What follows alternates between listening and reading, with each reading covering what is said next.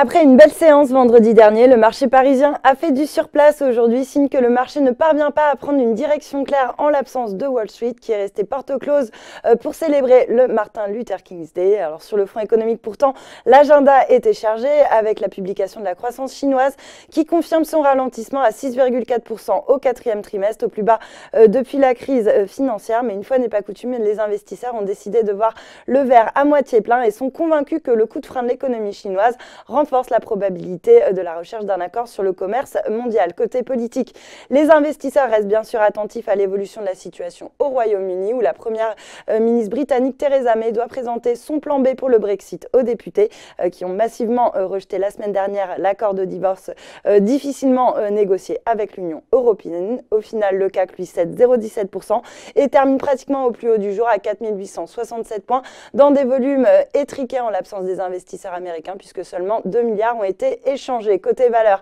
Air France KLM se hisse en tête de l'indice SBF 120. La compagnie aérienne profite d'un relèvement de sa recommandation à surperformer contre neutre auparavant par un analyste. Le secteur bancaire, lui, reste mal orienté, à l'image de Société Générale qui a dévoilé des résultats décevants pour le quatrième trimestre la semaine dernière. Le secteur pâtit également d'une note de Morgan Stanley qui estime que les résultats des banques européennes au quatrième trimestre devraient avoir souffert du ralentissement de la croissance en Europe et des incertitudes autour du Brexit. Renault, de son côté, cède 0,33%, alors que Bruno Le Maire a confirmé que le scénario d'une fusion entre Renault et Nissan n'était pas sur la table aujourd'hui, et ce malgré des informations relayées par la presse japonaise. Carrefour redonne du terrain alors que le groupe doit dévoiler ses résultats du quatrième trimestre demain soir après la clôture. Soitec se distingue à l'inverse parmi les meilleures performances du SBF 120 juste avant la publication de son chiffre d'affaires du troisième trimestre. Et puis Alstom se hisse dans le vert alors que les conditions sont remplies pour une réussite de la fusion entre les activités ferroviaires d'Alstom et de Siemens, selon